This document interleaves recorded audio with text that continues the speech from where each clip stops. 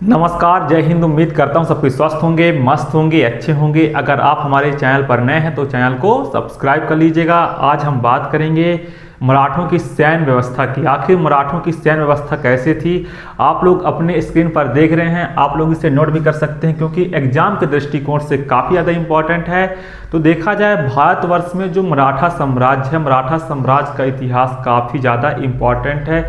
आप लोग तो जानते हैं छत्रपति शिवाजी महाराज की जो स्वराज्य नीति थी पूरे महाराष्ट्र में फैल चुकी थी और उस स्वराज्य को प्राप्त करने के लिए एक अच्छे सैन्य की आवश्यकता थी और उस सैन्य की आवश्यकता के लिए छत्रपति शिवाजी महाराज ने बहुत सारी मेहनत की, सैन्य एकता जुटाई, फिर जाके मुगलों से संघर्ष करते रहे हमारे छत्रपति शिवाजी महाराज।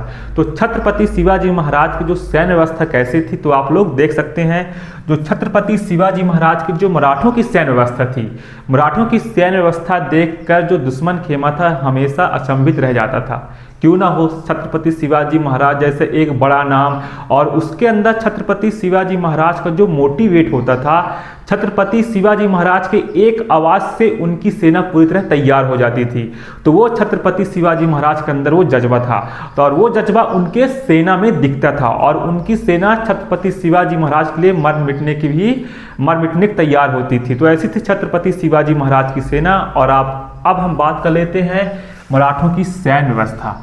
जो मराठों की सैन्य व्यवस्था है, मराठा सेना को मराठी में पाइक कहा जाता है। आप लोग तो जानते हैं जो मराठा में सेना को पाइक कहा जाता है, तो आप लोग इसे नोट कर सकते हैं। एग्जाम में अगर देखा जाए तो सिंपल सा क्वेश्चन ही पूछ लिया करता है, जो फैक्ट के रूप में जो आप पीजीटी टीजीटी एग्जाम होता है या फिर इस समय एपी के एग्जाम में भी ये पूछ लेता है। तो मराठा सेना को मराठी में पाइक कहा जाता था। और जो मराठा सेना होती थी वर्षा ऋतु में वह आराम करती थी। कोई भी सेना उसे आराम की आवश्यकता होती थी, वह पूरे 12 माह तो युद्ध नहीं कर सकती। तो जो मराठा सेना होती थी 4 माह तक वह आराम करती थी। वर्षा जब तक बरसात आता था उस समय मराठा सेना आराम करती थी। फिर उसके बाद जो दशहरा का त्यौहार होता था, विजयादशमी के त्यौहार के बाद जो मराठा सेना थी वह अपने युद्ध अभियान में निकल जाती थी और युद्ध अभियान में निकलते ही दुश्मन की खैर नहीं, दुश्मन बचते ही नहीं थे। ऐसी थी मराठा सेना। जो मराठा सेना थी वह छावनियों में बिताती थी और दशहरा के बाद मराठा सेना अपने अभियान में निकल पड़ती थी।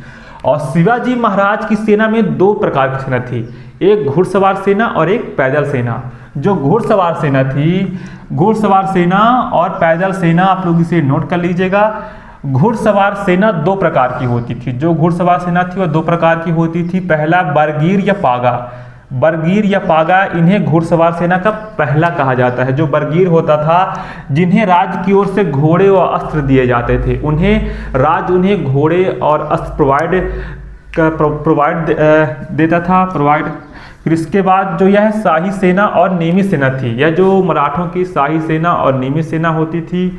और साथ में जो सिलेदार होते थे, वे सैनिक जो घोड़े, दूसरे सेना कौन था, सिलेदार होते थे। वे सैनिक जो घोड़े और अस्त्र स्वयं लेते थे और यह अनियमित सेना थी और इसका जो वेतन होता है वह बरगीर या सेना से भी ज़्यादा होता था। आप लोग सोच सकते हैं प्रोवाइड कराते थे शिवाजी महाराज इनको, बरगीर को। और साथ में जो सिलेदार होते थे वे सैनिक जो घोड़े व अस्त्र स्वयं लेते थे, यह अनियमित सेना थी और इसको वेतन बरगीर सेना से ज़्यादा मिलती थी। और साथ में जो छत्रपति शिवाजी महाराज की जो सैन्य व्यवस्था है उसमें आप लोग और चीज़ ऐड कर सकते हैं। उनके अंदर जो 25 अश्वरोहियों की एक टुकड़ी होती थी, 25 अश्वरोहियों की एक टुकड़ी होती थी जो एक हवलदार के अधीन होता था। जो 25 अश्वरोहियों की एक टुकड़ी होती थी वो एक हवलदार के अधीन होती थी और फिर 5 हवलदारों का एक जुमलादार होता था। छत्रपति शिवाजी महाराज की जो बात किया जाए तो 5 हवलदारों का एक जुमलादार होता था और 10 जुमलादारों का एक हजारी के ऊपर एक पंच हजारी होता था। हवलदारी से भी बड़ा होता था जुमलादार और जुमलादार से भी बड़ा होता था एक हजारी और एक हजारी से ऊपर होता था एक पाँच हजारी होता था, जो कि सबसे बड़ा होता था। और उससे भी बड़ा होता था सर-ए-नौबत। जो सर-ए-नौबत होता था वह अश्वसेना और पैदल सेना का प्रधान होता था। वह अश्वसेना और पैदल सेना का प्रधान होता था जिसे सर-ए-नौबत कहा जाता है। तो सर-ए-नौबत सब मतलब सैन्य कमांडर, बहुत बड़ा सेनापति होता था। सर-ए-नौबत वह सबका प्रधान होता था। तो सर-ए-नौबत तो ये है मराठों का सैन्य व्यवस्था। छत्रपति शिवाजी महाराज का इतिहास आप लोग तो जानते हैं। छत्रपति शिवाजी महाराज की मृत्यु के बाद जो उनके पुत्र होते हैं, जब छत्रपति शिवाजी महाराज की मृत्यु हो जाती है, फिर उनके पुत्र जो होते हैं संभाजी महाराज, वो अभियान जारी रखते हैं। पहले वो तो पन्हाला किले में कैद होते हैं, फिर बीच में राजा राम, जो राजा राम होते हैं, राजा राम उस समय छत्रपति बन जाते हैं। फिर पन्हाला किले से कैद होकर छत्रपति संभाजी आते हैं और राजा राम को हटाकर गद्दी पर बैठ जाते हैं। और राजा राम गद्दी हटाने के बाद जो छत्रपति संभाजी महाराज थे, उनका जो कुशल नेतृत्व इतना था कि लगातार 22 लड़ाइयाँ जीतते हैं। और 22 लड़ाइयाँ जीतने के बाद औरंगजेब को लगा था कि छत्रपति शिवाजी महाराज की मृत्यु के बाद उसका मतलब सपना पूरा हो जाएगा, दक्षिण भारत वह जीत लेगा। लेकिन फिर जैसे ही छत्रपति शिवाजी महाराज की मृत्यु होती है, उनके जो पुत्र होते हैं छत्रपति संभाजी महाराज, वह तैयार हो जाते हैं और मुगलों से लड़ाइयाँ लड़ने लगते हैं। राजा राम भी छत्रपति शिवाजी महाराज के पुत्र थे, आप लोग तो जानते हैं। और फिर इसके बाद फिर छत्रपति संभाजी महाराज के उनके ही लोगों ने, अपने लोगों ने धोखा दे दिया।